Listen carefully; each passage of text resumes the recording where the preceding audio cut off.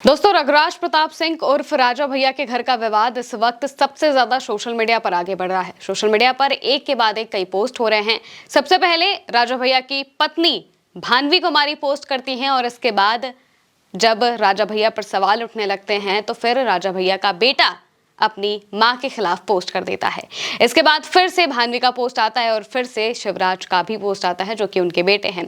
क्या कुछ चल रहा है, आखिर इन सब के पीछे की वजह क्या है, सब कुछ जानेंगे एक एक करके। सबसे पहले हम आपको भानवी का वो पहला पोस्ट बता देते हैं जो कि वो 18 सितंबर को करती हैं। 18 सितंबर को वो एक्स पर एक पोस्ट करती हैं। इसके साथ ही वो कुछ तस्वीरें भी पेश करती हैं। एक तस्वीर ऐसी भी है जिसमें राजा भैया किसी महिला के साथ दिखाई दे रहे हैं और भानवी का आरोप है कि ये आशिका सिंह है जो कि एक एंकर हैं और उनका राजा भैया के साथ अवैध संबंध है और यही बात के आरोप लगाते हुए वो पोस्ट करती हैं। पोस्ट में उन्होंने क्या लिखा है बता देते हैं। राजा भैया को लेकर वो सबसे पहले भानवी कुमारी 18 सितंबर को पोस्ट में लिखती हैं कि सालों तक मैंने चुप रहकर अपने परिवार की इज्जत बचाने की कोशिश की, बहुत अन्याय सहा, बहुत उत्पीड़न सहा, पर हाल ही में अक्षय प्रताप ने मीडिया इंटरव्यू में मेरे बारे में झूठ फैलाकर मुझे पागल कहा। यही वो आखिरी चोट थी जिसने मुझे मजबूर कर दिया कि अब सच्चाई सबके सामने रखूं।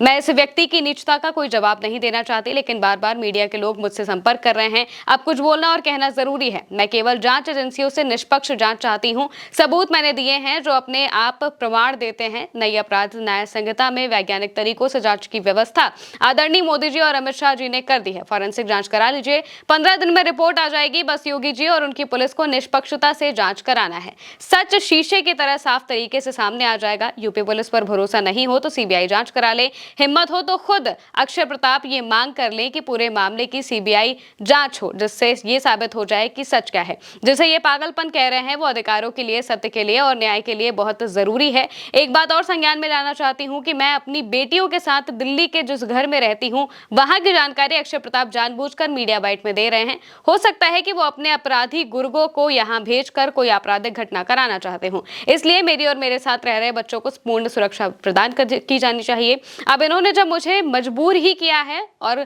मैं कुछ सबूत यहाँ पर प्रस्तुत कर रही हूँ जो सार्वजनिक तौर पर इनके चरित्र, आपराधिक प्रवृत्ति और कानून का कोई डर नहीं होने का प्रमाण अपने आप दे देंगे। अब न्याय के लिए जांच एजेंसियों को काम करना है। मैंने हमेशा भगवान राम और सनातन धर्म से सीख के अनुसार सहनशीलता दिखाई है, पर अब ये चुप्पी अपराधियों को ताकत दे रही है। इसलिए मैं अपना सार्वजनिक रूप से बता रही हूँ कि ये वही सच है जिसे छिपाने के लिए मुझे अपमानित किया गया, मारा पीटा गया, यहाँ तक कि घर से गलत तरीके से बाहर किया गया। जांच होगी तो न सिर्फ अक्षय प्रताप की बल्कि आशिका सिंह की भी जो हर सच है वो सामने आ जाएगा, क्योंकि वो सारी गतिविधियों की प्रमुख किरदार हैं। अक्षय प्रताप और आशिका सिंह केवल इस अवैध रिश्ते को छुपाने में नहीं बल्कि अवैध हथियारों और अन्य गतिविधियों में भी प्रमुख भूमिका निभाते हैं। मैं प्रधानमंत्री, गृह मंत्री और मुख्यमंत्री से विनती करती हूं कि पूरे मामले की निष्पक्ष व वैज्ञानिक सीबीआई फॉरेंसिक से जांच कराए। मेरी और मेरे बच्चों की सुरक्षा सुनिश्चित की जाए। ये कोई पागलपन नहीं बल्कि सत्य और न्याय के लिए संघर्ष है। अब समय है कि सच सामने आए और जो लोग राम, सनातन धर्म और चरित्र की बातें करते हैं उनका असली चेहरा उजागर हो। इसके साथ ही वो एक वॉइस नोट पेश करती हैं और इसके अलावा एक ब्लरी इमेज पोस्ट करती हैं जिसमें काफी सारे हथियार दिखाई दे रहे हैं। उनका यह भी आरोप है कि ऐसे बहुत सारे हथियार राजा भैया के पास हैं जो कि अवैध रूप से ऑब्टेन किए गए हैं, यानी कि उनके पास उनके लाइसेंस नहीं है और कहा जाए तो ये मास डिस्ट्रक्शन के हथियार हो सकते हैं। इसके लिए भी उन्होंने अपील की थी, प्रधानमंत्री को पत्र भी लिखा था, ये बात वो बताती हैं। इसके बाद शिवराज प्रताप सिंह की तरफ से पोस्ट आता है जो कि इनके बड़े बेटे हैं, यानी कि राजा भैया और भानवी कुमारी के जो सबसे बड़े बेटे हैं शिवराज प्रताप सिंह, उनका पोस्ट आता है और वो अपनी मां के खिलाफ पोस्ट करते हैं और अपने पिता के बारे में बताते हैं कि वो कितने अच्छे इंसान हैं। शिवराज अपने पोस्ट में लिखते हैं कि मैं पहली बार सोशल मीडिया पर इस विषय में पोस्ट कर रहा हूं और चाहूंगा कि इसके बाद इस विषय पर कुछ ना लिखना पड़े। इस प्रकार बदनाम करने के लिए फर्जी पोस्ट करना कोई बहादुरी का काम नहीं है। हमारे माता पिता बीते करीब 10 साल से अलग अलग रह रहे हैं। उसके पहले कुछ सालों तक परिवार के बड़ों के कहने पर हम बच्चों की खातिर जो पिता हैं वो मम्मी के साथ एक छत के नीचे रहना स्वीकार कर चुके थे, लेकिन दोनों में संबंध सामान्य नहीं थे। बाद में मम्मी ने पिता को बिना बताए घर छोड़ दिया और दिल्ली के मकान में जाकर रहने लगी।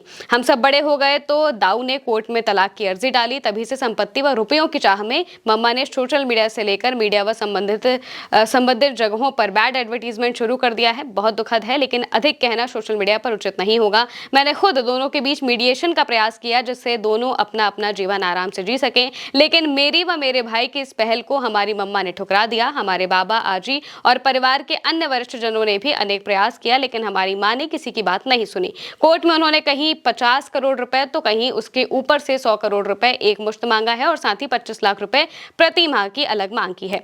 इनके इसी स्वभाव के चलते दाऊ ही नहीं, इनके अपने माता पिता, सास ससुर, चचेरे ममेरे भाई बहन और यहाँ तक कि हम दोनों भाई भी इनसे बात नहीं करते हैं। इनकी किसी से भी नहीं बनती है, लेकिन ये महिला कार्ड और विक्टिम कार्ड के जरिए लोगों को सोशल मीडिया पर भड़का रही हैं। जितने सालों से यहाँ रही नौकरों को मारा पीटा, मुकदमे इन्होंने कई कर रखे हैं, उससे मुकदमे की तरह लड़ना चाहिए। सही गलत का फैसला न्यायालय करेगा, न कि सोशल मीडिया पर पोस्ट लाइक के करने वाली पार्टी विशेष के लोग करेंगे। दाऊ के बारे में पिछले दिनों बहुत कुछ कहा गया, लेकिन ये बताना आवश्यक है कि दाऊ ने हम सबका अच्छा भरण पोषण किया है, अच्छी शिक्षा दी है, धर्म संस्कार दिए हैं। हमारे दाऊ ने इस विषय पर सार्वजनिक तौर पर अब तक कुछ नहीं कहा है और शायद कहेंगे भी नहीं, इसलिए मुझे लिखना पड़ रहा है। दुख इस बात का है कि हमारी मम्मा बदले की भावना में इतना बह गई हैं कि उन्हें अपने बच्चों के भविष्य, खासकर बेटियों की शादी तक की चिंता नहीं है। इसके अलावा भी वो आगे कई बात लिखते हैं अपनी मम्मा को लेकर। इसके बाद जो भानवी कुमारी हैं वो फिर से एक पोस्ट कर देती हैं और इस बार वो काफ़ी सारी वीडियो और तस्वीरें पोस्ट करती हैं, जिनमें जो आशिका सिंह है उनकी तस्वीर है जो कि आधी ब्लर है, वो आपत्तिजनक हालत में दिखाई दे रही हैं। इसके अलावा वो हथियारों की तस्वीरें वीडियो पोस्ट करती हैं और ये बताने की कोशिश करती हैं कि ये सब राजा भैया के पास है। पोस्ट में वो लिखती हैं कि ये शायद पहली बार होगा कि बेहद खतरनाक किस्म के अवैध हथियार का पूरा जखीरा किसी व्यक्ति के पास होने की जानकारी सबूत सहित देने के बावजूद संबंधित व्यक्तियों को सबूत मिटाने, तथ्यों से छेड़छाड़ करने और शिकायतकर्ता की सुरक्षा को ही जोखिम में डालने का पूरा अवसर दिया जा रहा है। ये इसलिए लिख रही हूँ क्योंकि जब से मेरी शिकायत पीएमओ और गृह मंत्रालय से प्रक्रिया के तहत और संदर्भ सहित जांच के लिए प्रमुख सचिव गृह विभाग उत्तर प्रदेश शासन को भेजी गई है, तब से ही सिलसिलेवार तरीके से मुख्य अपराध से ध्यान बटाने, तरह तरह के हथकंडे अपनाकर सहानुभूति अर्जित करने और मेरे चरित्र हनन के लिए पानी की तरह पैसा बहाने का सिलसिला शुरू हो गया है। ये चित्र आशिका सिंह के साथ एक कथित अवैध अस्त्र को दर्शाता है, साथ ही ये भी दर्शाता है कि आशिका सिंह को शस्त्रों से कितना गहरा लगाव है। आपकी जानकारी और प्रस्तुत किए गए दस्तावेजों के अनुसार इस मामले में दुबई से जुड़े यशोधन शेट्टी के विरुद्ध एक शिकायत दुबई पुलिस को प्रस्तुत की गई थी और वो वहां पर दर्ज भी हो चुकी है। आरोपों और शामिल नामों की विस्तृत सूची संबंधित जांच एजेंसियों को सौंपी जा चुकी है और मामले की नियमित कानूनी जांच वहीं जारी है। मेरे न्याय के हित में कुछ जरूरी सवाल हैं। इतनी बड़ी मात्रा में खतरनाक किस्म के अवैध हथियार एकत्र करने की पुख्ता सबूत सहित जानकारी देने पर भी जांच एजेंसियां हाथ पर हाथ धर के क्यों बैठी हुई हैं? अगला सवाल, क्या इस तरह के वेपन रखने की अनुमति किसी को है? क्या ये संगीन और गंभीर अपराध नहीं है? क्या ये इस तरह के हथियार रखने वाले व्यक्ति से लोगों की सुरक्षा को खतरा नहीं है?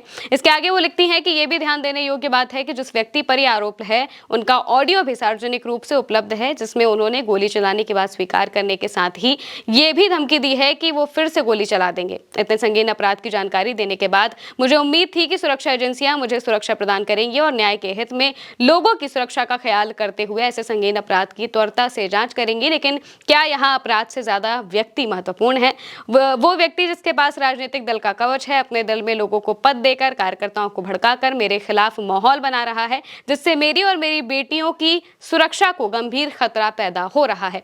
इसके आगे वो लिखती हैं कि कुछ लोग मेरे घर छोड़ने की बात कर रहे हैं। मैं यही कहना चाहती हूँ कि मेरा कोई एक ऑडियो है क्या जिसमें मैंने किसी को गोली मारने की धमकी देने की बात की हो, लेकिन अभी इसका भी कोई संबंध उस अपराध से नहीं है जिसके सबूत मैंने दिए हैं। केवल जानकारी के लिए साझा कर रही हूं ताकि लोग गुमराह ना हो। मैंने स्वेच्छा से घर नहीं छोड़ा था, बल्कि अवैध रिश्तों के खिलाफ सच बोलने और प्रतिरोध करने के कारण मुझे गोली फिर से चलाने की धमकी दी गई और हमें घर से बाहर निकाल दिया गया। वजह केवल एक ही थी जो अब कई तस्वीरों से साफ तौर पर उजागर हो चुकी है। इसके बाद वो कई सारी बातें लिखती हैं और ये भी लिखती हैं कि किस तरीके से जो राजनीति है उसकी वजह से उनकी कही गई बातों पर कार्रवाई नहीं की जा रही है।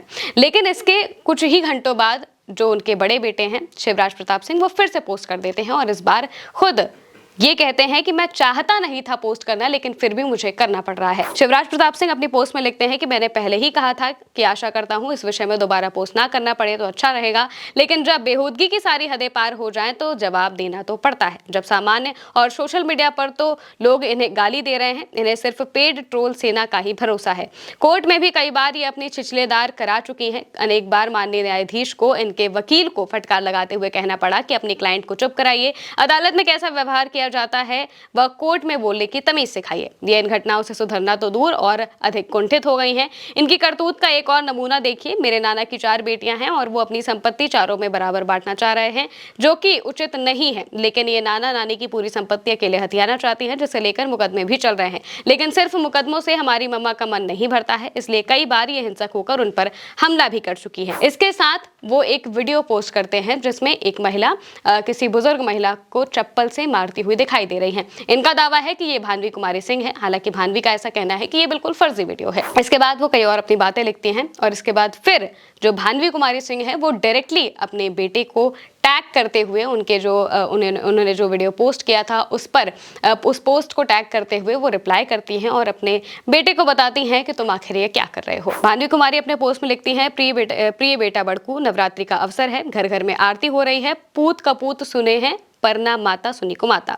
मुझे ये भरोसा नहीं हो रहा है कि वाकई में मेरा बेटा कोई कपूत भी हो सकता है। मुझे मजबूरी में वो वीडियो जारी करना पड़ रहा है जिसमें मुझे पीटने का सच तुम्हारे नाना और मेरे पिताजी की बयान कर रहे हैं। मेरी वही बहन जिसके साथ तुम्हारे पिताजी और मेरे पति रघुराज प्रताप सिंह ने अवैध संबंध बनाए और उनका जीवन बर्बाद किया और मेरा भी जीवन बर्बाद किया, वही बहन मुझे जब पीट रही थी तब मैंने उसका प्रतिकार किया था। खैर, सभी को पता चल जाएगा, ये सच भी।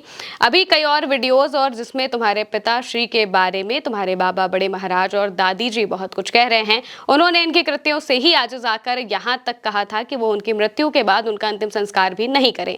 ये सब कुछ मैं पब्लिक डोमेन में एक के बाद एक जरूर डालूंगी। मुझे पता है कि बेटा तुम्हारी मजबूरी, तुम्हें सारा सच पता है। तुम्हें भी मेरे साथ सड़क पर जाने को मजबूर किए गए थे। रात में मुझे तुम सभी बच्चों के साथ घर से बाहर सोना पड़ा था। मुझे उम्मीद है कि तुम्हें सद्बुद्धि भी आएगी और सोचोगे कि तुम्हारी माँ के साथ क्या क्या किया गया था और माँ ने कितनी प्रताड़ना एक व्यक्ति की अय्याशी और आपराधिक प्रवृत्ति की वजह से झेली है। किस मजबूरी में माँ ने मुंह खोला। फिर भी तुम बेटा अपने करियर के लिए और सुख सुविधाओं के लिए जो कुछ भी कर रहे हो उससे मुझे ऐतराज नहीं है। मैं चाहती हूँ कि दुनिया की सारी खुशी तुम्हें मिले, बस तुम्हें दुनिया मेरा नालायक बेटा ना कहे। इसके बाद वो कई वीडियोस के बारे में भी जिक्र करती हैं और सीधे अपने बेटे को बताती हैं कि वो नालायक है और किस तरीके से वो सिर्फ अपने करियर और बाकी सारी चीज़ों के चक्कर में पड़कर उनके खिलाफ जा रहे हैं, यानी कि अपनी माँ के खिलाफ जा रहे हैं। अब लगातार राजा भैया के परिवार की ये जो अंदर की बातें हैं वो बार बार सामने आ रही हैं और भानवी ने तो ये तक कह दिया है कि अभी और भी कई वीडियोस और कई ऐसी बयानबाजियां हैं जो कि वो पब्लिक डोमेन में जाहिर करेंगी।